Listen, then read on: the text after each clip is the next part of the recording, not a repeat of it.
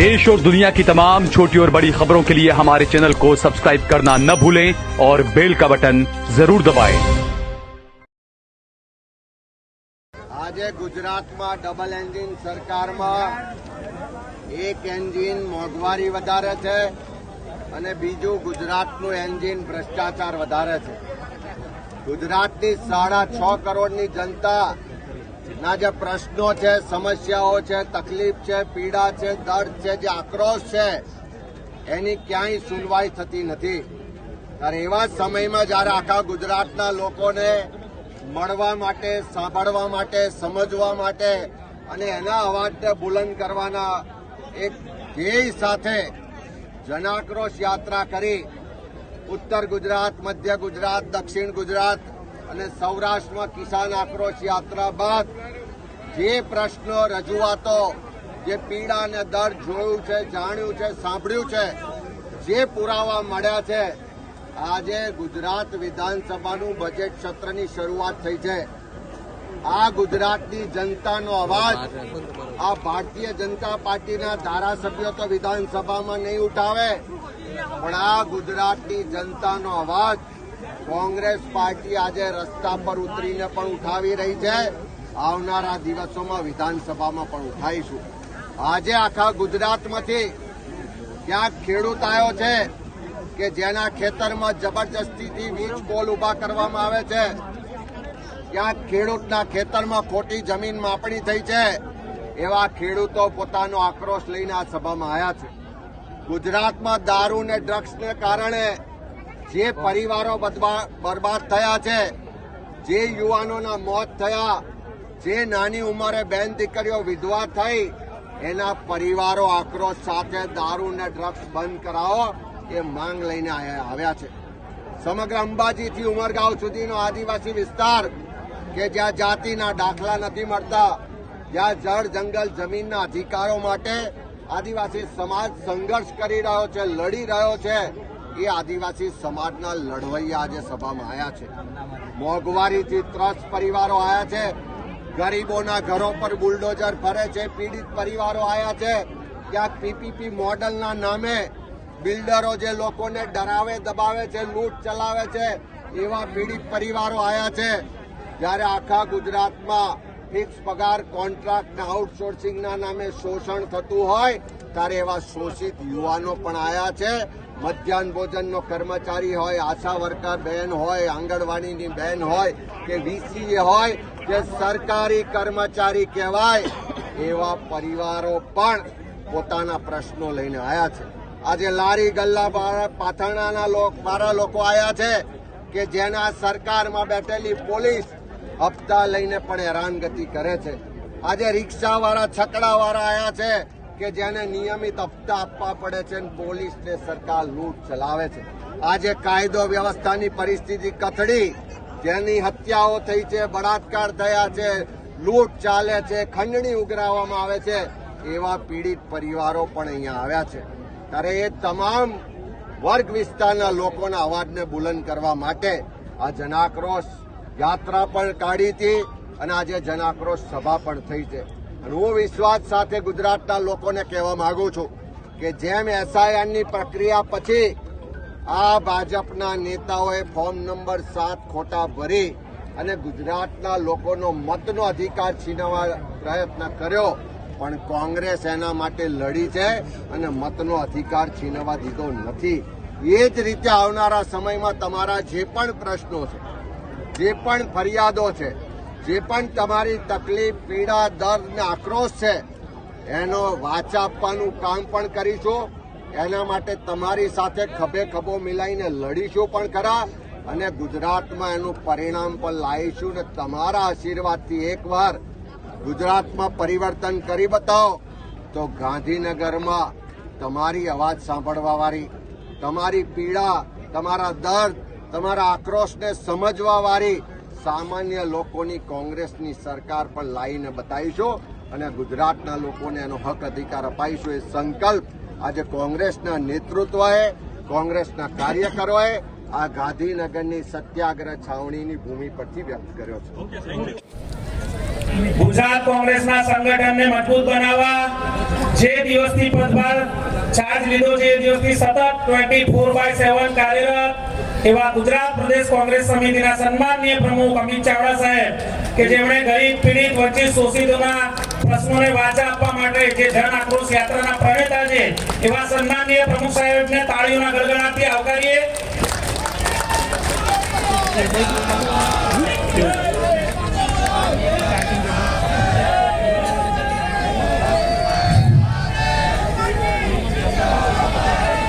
પહેલા તો છેલ્લા 4 કલાકથી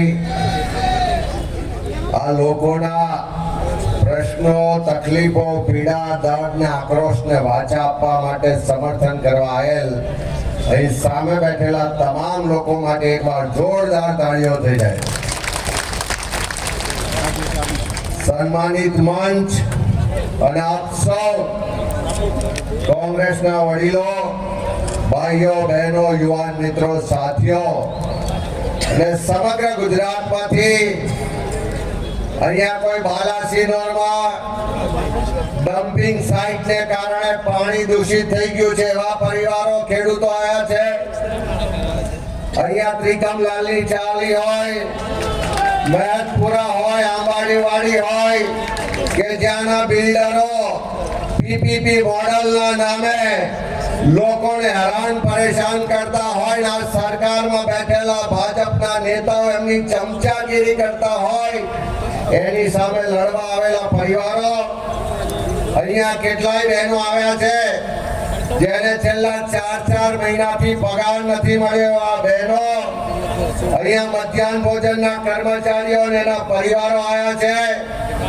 આખા ગુજરાતમાં જે ખેડૂતોને ખોટી જમીન માપણીને કારણે હેરાન પરેશાન થવું પડ્યું છે, જેના ખેતરમાં પેલી અદાણીની વીજ લાઈનો આવે અને જબરજસ્તીથી થાંભલા પોલીસને બોલાવીને નાખવામાં આવે છે, એવા ખેડૂતના પરિવારો, ફિક્સ પગારને કોન્ટ્રાક્ટથી શોષિત અહીંયા ઉપસ્થિત યુવાનો, જેના ઘરો પર, જેના આસિયાના પર બુલડોઝર ફેરવ્યા છે ભારતીય જનતા પાર્ટીની સરકારે, અને એની સામે પોતાનો આક્રોશ ને દર્દ લઈને આવેલા પરિવારો.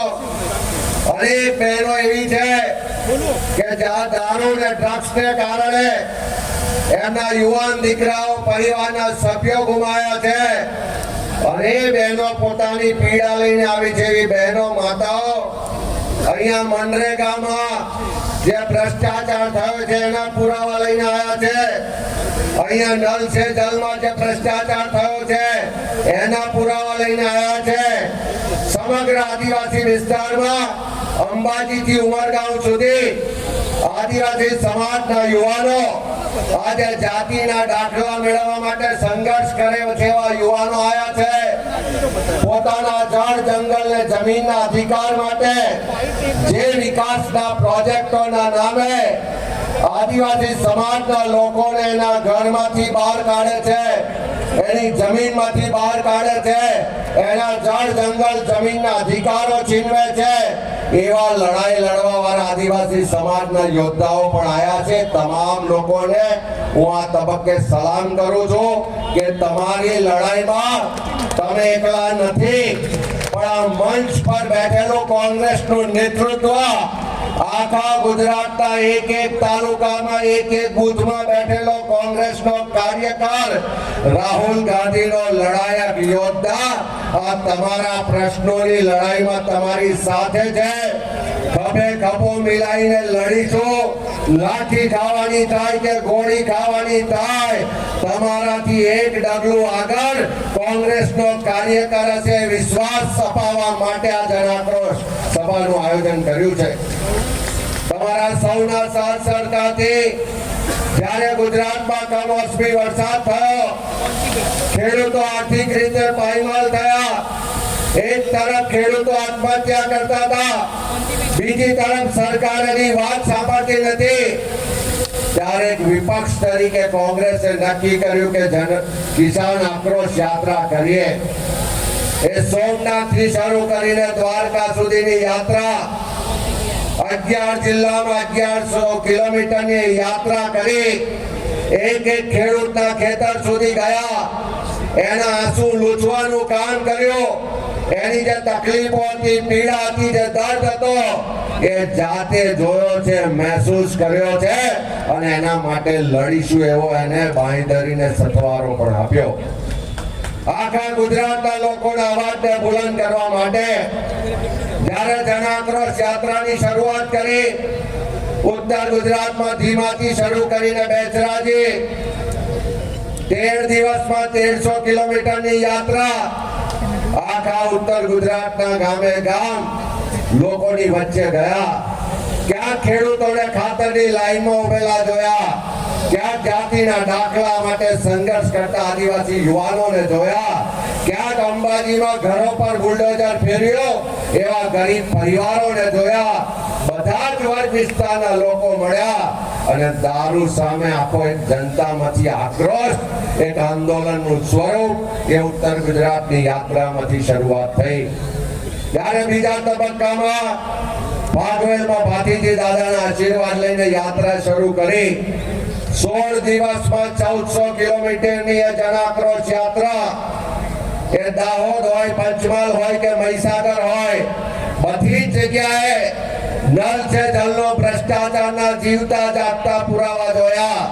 મનરેગામાં જે આ સરકારના મંત્રીઓ અને ભાજપના નેતાઓએ જે ઉગાડી લૂંટ ચલાવી એના જીવતા જાગતા પુરાવા જોયા. પોલીસ અને પ્રજા માટે જે પોલીસનો પ્રેમ ભાવ હોવો જોઈએ એના બદલે પોલીસની જોહુકમી પણ જોઈ, સરકારની અન્યાયકારી નીતિ પણ જોઈ અને આખા મધ્ય ગુજરાતના લોકોનો આક્રોશ પણ સાંભળ્યો. ત્રીજા તબક્કામાં જ્યારે દક્ષિણ ગુજરાતમાં વલસાડમાં કપરાડાના અંતરિયાળ વિસ્તારથી યાત્રા શરૂ કરી અને નર્મદાના ડેડિયાપાડામાં પૂરી કરી, ત્યારે આખા આદિવાસી વિસ્તારમાં જે જળ જંગલ જમીનનો પેઢીઓથી સદીઓથી જેણે રક્ષણ કર્યું છે, સિંચન કર્યું છે, પોષણ કર્યું છે એવા આદિવાસી સમાજના લોકોને ઘરબાર વગરના થતા પણ જોયા. ઘરમાં વીજળી ના હોય, 2 ટન ખાવાનું ના હોય, કોઈ સરકારી સહાય ના મળતી હોય એવા ગરીબ આદિવાસી માતાના જોડે બેસી અને તેમ છતાં એમણે અમને ચા પીવડાવી હોય એવા દિવસો પણ જોયા. ડુંગળીને રોટલો અને ચટણી ખાઈને પણ આ સરકાર સામે તાપી રિવર લિંક પ્રોજેક્ટ માટે જે પરિવારો લડ્યા એને પણ સાંભળ્યા. જે નર્મદા ડેમ, સરદાર સરોવર વતી આખા ગુજરાતના ખૂણે ખૂણે પાણી પહોંચે, તમારું સિંચાઈનું પાણી, તમારું પીવાનું પાણી આપે, જેણે જમીનો આપી છે, જેના જમીનો ડૂબમાં ગઈ છે એ આદિવાસી પરિવારોને એના ખેતરો પણ જોયા કે જેની જમીનો પર ડેમ મળ્યા, જે લોકોના ઘરો ડૂબમાં જાય છે, આજે વિસ્તારને પીવાનું પાણી પણ નથી, એના ખેતર સુધી સિંચાઈનું પાણી પણ પહોંચતું નથી. સ્ટેચ્યુ ઓફ યુનિટીના નામે આખા વિશ્વમાં વાહવાહી આ સરકાર કરે, પણ જે આદિવાસી સમાજની જમીનો તાકાતથી, દાદાગીરીથી કબજો કરે છે, આખા સ્ટેચ્યુ ઓફ યુનિટીમાં વિશ્વના પ્રવાસીઓ આવે પણ ત્યાંના આદિવાસી યુવાનને ત્યાં લારી ઊભી રાખવી હોય તો છૂટ નથી, ત્યાં રિક્ષા ચલાવવી હોય તો છૂટ નથી.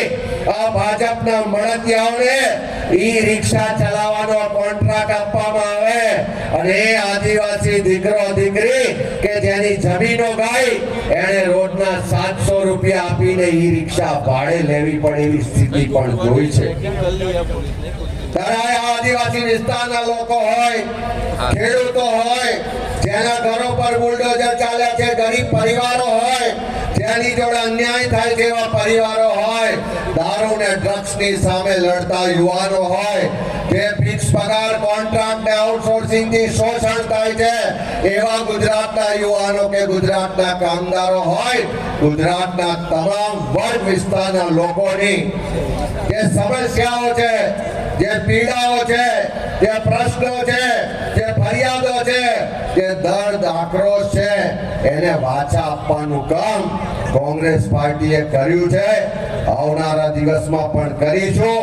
આજે એક તરફ વિધાનસભાનું સત્ર ચાલે છે, ભલે બહુમતીના જોરે ત્યાં ગુજરાતના સામાન્ય લોકોનો અવાજ દબાવવામાં આવતો હોય, પણ હું તમને વિશ્વાસ સાથે કહું છું કે કોંગ્રેસ પાર્ટી તમારા પ્રશ્નો માટે જમીન પર પણ લડશે, વિધાનસભામાં પણ લડશે અને દેશની પાર્લામેન્ટમાં પણ ગુજરાતમાં જ્યાં પણ કોઈને અન્યાય થશે, અત્યાચાર થશે, શોષણ થશે, ભેદભાવ થશે તો એનો અવાજ ઉઠાવવાનું કામ કરશે. આખી યાત્રા દરમિયાન જોયું કે ચારે બાજુ પોલીસ હોય. જ્યારે ઉત્તર ગુજરાતથી યાત્રા શરૂ થઈ અને દારૂ ને ડ્રગ્સ સામે લડાઈનો અવાજ ઉઠ્યો, મારે કહેવું પડે કે યાત્રા જે જિલ્લામાં ગઈ 3 દિવસ પહેલા દારૂ બંધ થઈ જાય અને યાત્રા ગયા પછી પણ 3 દિવસ દારૂ બંધ થઈ જાય. પણ હું તમને કહું છું કે એકવાર આ યાત્રા આખા ગુજરાતમાં પૂરી થવા દો, 27માં પરિવર્તન થવા દો. 3 દિવસ દારૂ બંધ નહીં થાય, આ ગુજરાતમાં એક ટીપું પણ દારૂ નહીં રહે. એની લડાઈ લડવા નીકળ્યા છે ને નિર્ણય કરીને બતાવીશું. કારણ કે આપણી ગુજરાતની નાની ઉંમરની બહેન દીકરીઓની આપણી આંખ સામે વિધવા થતી આપણે બહુ જોઈ લીધી. આ સરકારમાં બેઠેલા લોકોના હપ્તાખોરીના કારણે હવે કોઈ ગુજરાતનો યુવાન દારૂ કે ડ્રગ્સમાં મરે એ દિવસો નહીં રાખવા. એની સામે પણ નિર્ણાયક લડાઈ લડવાની છે. આ યાત્રા જેમ જેમ આગળ વધે છે, ગુજરાતના લોકો ચારે બાજુ પોલીસ હોય તેમ છતાં પૂછીએ કે પોલીસ હપ્તા લે છે? તમને પૂછું છું, પોલીસ હપ્તા લે છે? તો લોકો હાથ ઊંચા કરીને એકી અવાજે કહે છે કે હા. ગુજરાતમાં મોંઘવારી વધી છે, ગુજરાતમાં ભ્રષ્ટાચાર વધ્યો છે, ગુજરાતમાં શિક્ષણ મોંઘું થયું છે, ગુજરાતમાં દવાખાના મોંઘા થયા છે.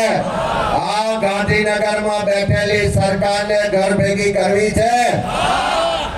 હા, એ ખાલી ગાંધીનગરમાં બેઠેલા સત્યાગ્રહ છાવણીના લોકોનો હા નથી.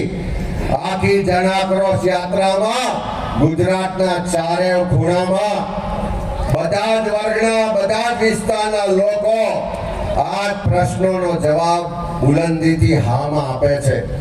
એનો સ્પષ્ટ મતલબ છે કે આ જન આક્રોશ યાત્રાના માધ્યમથી પરિવર્તનનો શંખનાદ થઈ ચૂક્યો છે. હવે તમારી મારી આપણી જવાબદારી છે કે આપણા પરસેવાના ટેક્સના પૈસાથી પગાર લેતી આ સરકાર, આપણા પરસેવાના ટેક્સમાંથી પગાર લેતા અધિકારીઓ, આપણા મતથી ચૂંટાયેલી આ સરકાર જો આપણી વાત સાંભળતી ના હોય તો એના માટે આ જન આક્રોશને એક એક ગામ સુધી, ગલી સુધી, ઘર સુધી લઈ જવાની જવાબદારી આ કોંગ્રેસના કાર્યકરોની છે. ત્યારે આવો આપણે સૌ સાથે મળી આવનારા દિવસમાં એક એક ગુજરાતીનો અવાજ બનીએ, એક એક ગુજરાતીના પ્રશ્નો માટે, એની તકલીફો, પીડા અને દર્દ માટે જમીન પર ઉતરીને લડાઈ લડીએ. અને જે રીતે દેશમાં આપણા નેતા રાહુલ ગાંધીજી બંધારણ બચાવવાની લડાઈ લડે છે, જે રીતે આપણા નેતા દેશમાં લોકશાહી બચાવવાની લડાઈ લડે છે, જે રીતે કોંગ્રેસ પાર્ટી આ દેશના લોકો માટે લડાઈ લડે છે, એ જ લડાઈને આવનારા દિવસોમાં એક એક ગામ, ગલી સુધી લઈ જાય અને ગુજરાતના લોકોનો વિજય થાય, ગુજરાતના લોકોના પ્રશ્નોનું સમાધાન થાય, ગુજરાતના લોકો માટે આ ગાંધીનગર સચિવાલયના દરવાજા ખુલે અને ગાંધીનગર સચિવાલયમાં સામાન્ય લોકોની ચિંતા કરવા વાળી સરકાર બને. એના માટે સાથે મળીને સંઘર્ષ કરીએ. એ વાત સાથે બધાનો ખૂબ ખૂબ આભાર માનું છું કે આખા ગુજરાતમાંથી લોકોના અવાજને બુલંદ કરવા માટે કોંગ્રેસનું નેતૃત્વ પણ અહીંયા હાજર છે, કોંગ્રેસના આન બાન ને શાન એવા લડાયક યોદ્ધાઓ પણ હાજર છે, પીડિત પરિવારો પણ હાજર છે. ત્યારે બધા જ સાથે મળીને લડીશું અને આવનારા સમયમાં જીતીશું એ વિશ્વાસ સાથે બધાનો ખૂબ ખૂબ આભાર.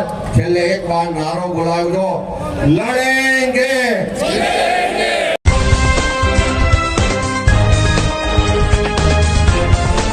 देश और दुनिया की तमाम छोटी और बड़ी खबरों के लिए हमारे चैनल को सब्सक्राइब करना न भूलें और बेल का बटन जरूर दबाएं.